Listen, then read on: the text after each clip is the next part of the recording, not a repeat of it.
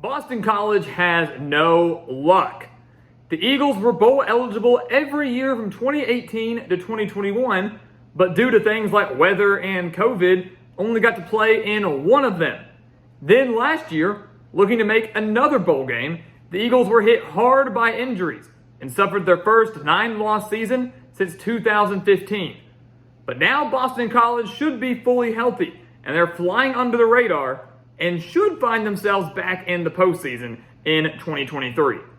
So welcome back to the Gridiron Expert, guys. We're so glad that you could join us today. As always, please continue to like, comment, subscribe, share our videos, and of course, check out everything down in the description below, including our expert picks over on our website, thegridironexpert.com. Do not want to miss out on those picks, guys. One of the best picks in the country for one of the lowest prices in the country, beating out over 80% of the national handicappers each of the last 5 years. So if you want a guaranteed winning record, guaranteed money right back in your pocket, and the best customer service that any handicapper is going to give you, this is the place for you. Go sign up today for that full year-long subscription. Check out our Patreon account for exclusive college football content year-round and become a member of our Patreon Wall of Fame. And send us some gear. We'd love to get some Boston College gear represented in our background, and really just more ACC gear, period. Whoever your team may be, send it to the mailing address down in the description below and be featured in every single Gridiron Expert video. So let's take a look at Boston College, guys. This is a team that, it was weird last year. 3-9 was what they went. They were riddled by injuries. The offensive line was atrocious. The quarterback play was not great because Phil Jurkovec was constantly under pressure and was constantly getting hurt. 3-9 with 2 one-possession losses, losing to Rutgers and Duke by 1 possession. But they also had 2 double-digit upsets over Louisville and North Carolina State, each by 1 point. So a 3-9 season easily could have been a 1-11 season. But you take a look at what BC has come back this year. Offensively, they're going to be drastically better. Remember, last year they lost their entire offensive line.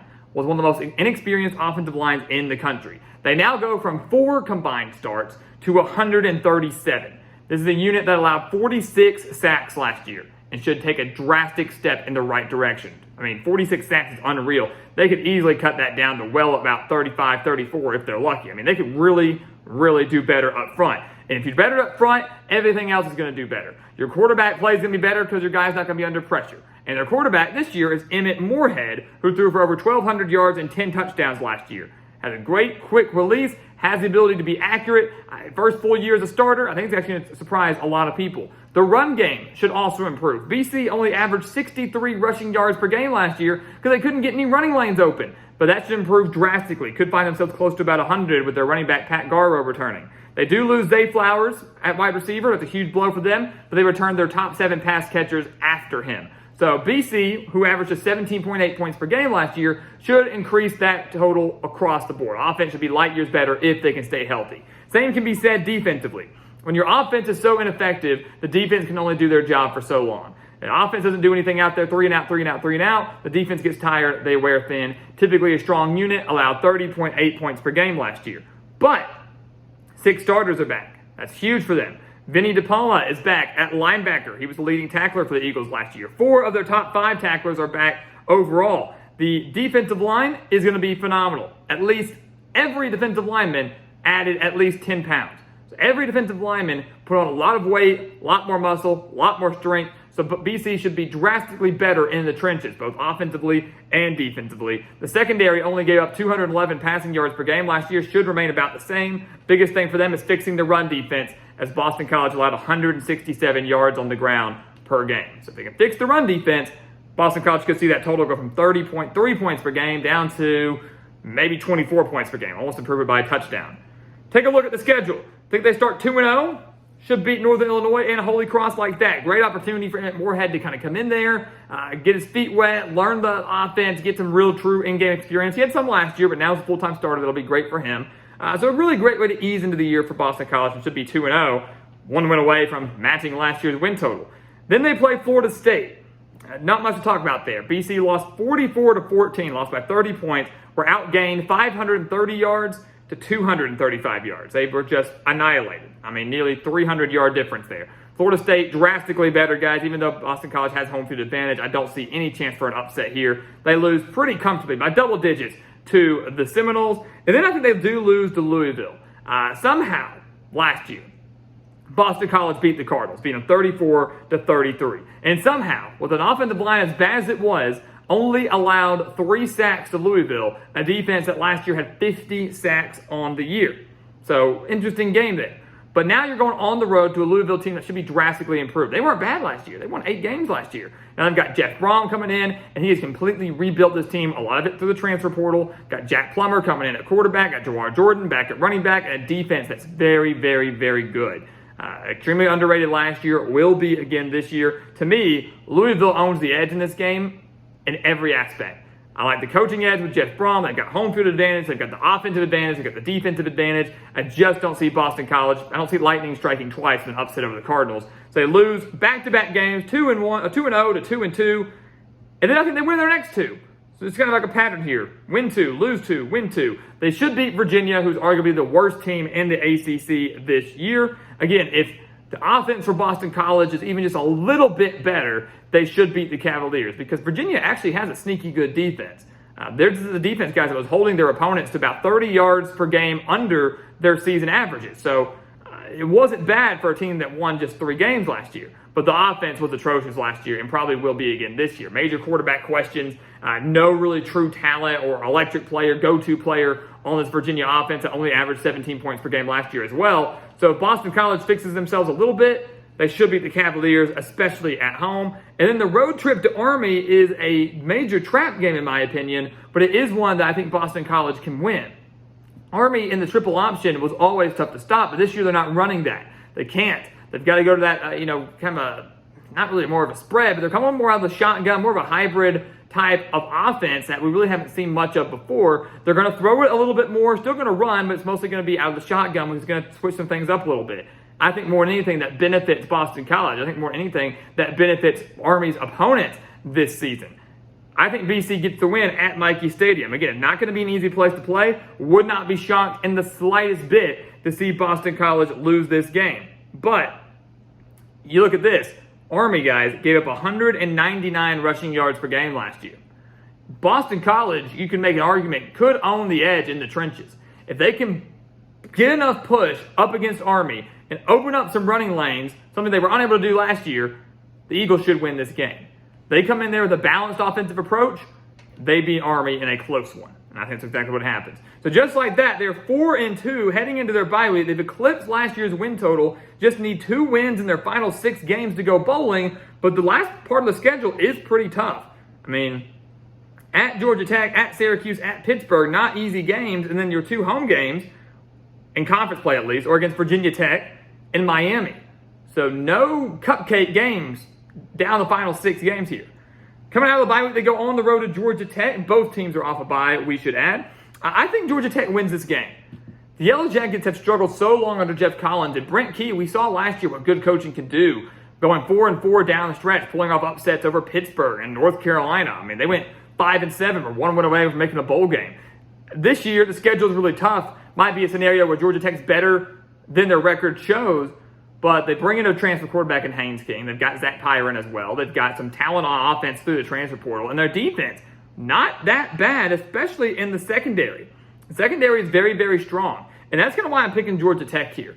I'm still concerned with Boston College's offense. How quickly does Emmett Morehead gel in the system? How quickly can they get things going? 17.8 points per game last year. That was due to a lot of different factors. But how quickly can they improve? I just don't see Boston College, Emmett Morehead coming in here and lighting up this Georgia Tech secondary, which is arguably the strength of the team. The Yellow Jackets do have home field advantage, and I think the Yellow Jackets finally offensively would have enough to hang with a mediocre offense like Boston College. I think this is a very evenly matched game, but Georgia Tech owns that slight edge. Tack on home field advantage with it. Give me the Yellow Jackets to steal that win.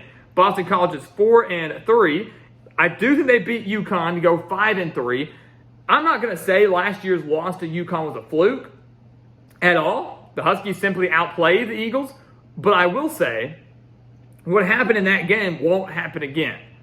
Boston College lost to UConn 13-3. Eagles turned the ball over 5 times. Phil Jerkovic, the quarterback for BC, was hurt midway through the 3rd quarter. And granted, they weren't getting anything done offensively before he got hurt, but it still doesn't help your cause at all. But now you get to host UConn. You arguably have a better team if they're healthy. maybe even you could say improved quarterback play, improved play up front. You're not going to turn the ball over 5 times. And if you're Boston College, if you can stop the run, which was their weakness last year, but if you stop the run, you win the game. Because UConn, I have no faith in their passing attack right now whatsoever.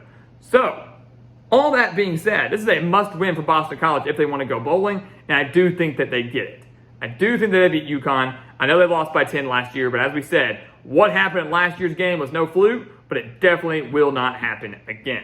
So the Eagles get the win over the Huskies. They're now 1 win away from bowl eligibility, and it won't come on the road at Syracuse. I do think they fall to the Orange. They lost last year by 9 points, 32-23. They were outgained by over 100 yards. And Syracuse in this game owns all the edges. They certainly own the offensive edge with Garrett Schrader and Rondé Gadsden, and obviously a pretty strong offensive line. They own the edge there. Defensively, Dino Babers typically cranks out a pretty solid defense. Allowed less than 200 passing yards per game. Secondary should remain relatively solid. If you can stop the run, you're fine. And right now, Boston College still has questions on the run game. It's in the Carrier Dome. Syracuse should win by, I'd say, roughly around the same margin, maybe 9-10 points, somewhere around there. They then come back home and take on Virginia Tech. Only 2 home games left. One of those against a good Miami team, though. So you kind of feel like if Boston College wants to go bowling, if they're at 5 wins right now, they really need to beat the Hokies. And they will. They will beat Virginia Tech. They lost to them 27-10 last year, but Boston College has actually won 3 of the last 5 against Virginia Tech. And now you're back at home against a questionable Virginia Tech offense. That's the question, right? The Hokies were terrible offensively last year and still have a lot of questions. Does Kyron Drones coming in from Baylor, does he make the big difference for Virginia Tech? Do they just light it up with that dual threat quarterback? Does the defense remain strong? They had 7 starters back this year. Can they slow down this Boston College offense that maybe below average like Virginia Tech was last year? Or maybe they're actually playing a lot better and have improved by about a touchdown per game. We don't really know. But regardless, this Boston College defense is one that I think will be drastically improved, and at home should be able to slow down the Hokies offense. They're not going to lose by 17. They're going to bounce back in a big way. They don't have the power of Blacksburg on their side. Virginia Tech doesn't. Boston College beats the Hokies. They clinch bowl eligibility. They did it in 18, 19, 20, and 21. Missed out last year. They're back going bowling in 2023. Hopefully this year they can play in it. And I do think, just for what it's worth, they will lose their last 2 games. So they clinch bowl eligibility. The pressure is off. They're going to lose to Pittsburgh, a team that is certainly, as always, an ACC title contender, who on both sides of the ball is just way too strong for Boston College to handle. Plus, on a Thursday night in Pittsburgh, it's going to be cold. Those midweek games are tough. Pittsburgh does win that game. I feel very confident about that. And then BC coming home to play Miami, who could be one of the better teams in the ACC this year with 19 returning starters. It's interesting. This is just the 5th meeting between these 2 teams since 2007. Been the ACC forever. Only the 5th meeting since 2007, but Miami should win. I mean, they've got Tyler Van Dyke. They've got Henry Parrish. They've got like 10 starters back on defense. Mario Cristobal has to have not a breakthrough year, but a much better year than they had last year. They missed out on the bowl game entirely, losing to Boston College, even if you've clinched bowl eligibility. And that's not going to go well with the U. Not going to happen. Miami, across the board, though, guys, is much bigger. They're stronger. They're faster. They're just simply more talented than Boston College and should be able to overcome the road woes. They should be able to overcome that home field advantage that BC will have. And with that, we have the Boston College Eagles finishing the year at 6-6. Some may say that's ridiculous to have them going from 3-9 to 6-6, but again, you look at what happened last year. Horrible offensive line play is down to play anybody. Your offensive line is terrible, you're going to struggle all year long. Factor that in with lots of injuries to your quarterback and some big skill players and your defense.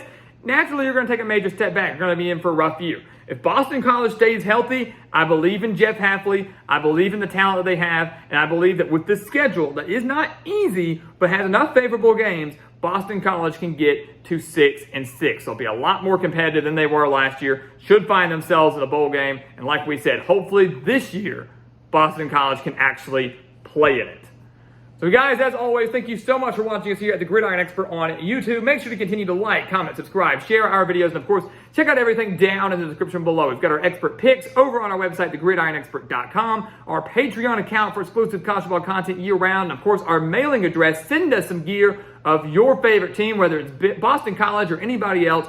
Send us some gear to that mailing address in the description so we can display it in every single Gridiron Expert video. And once again, guys, as always, thank you so much for watching, and we'll see you next time right here on the Gridiron Expert. Yeah.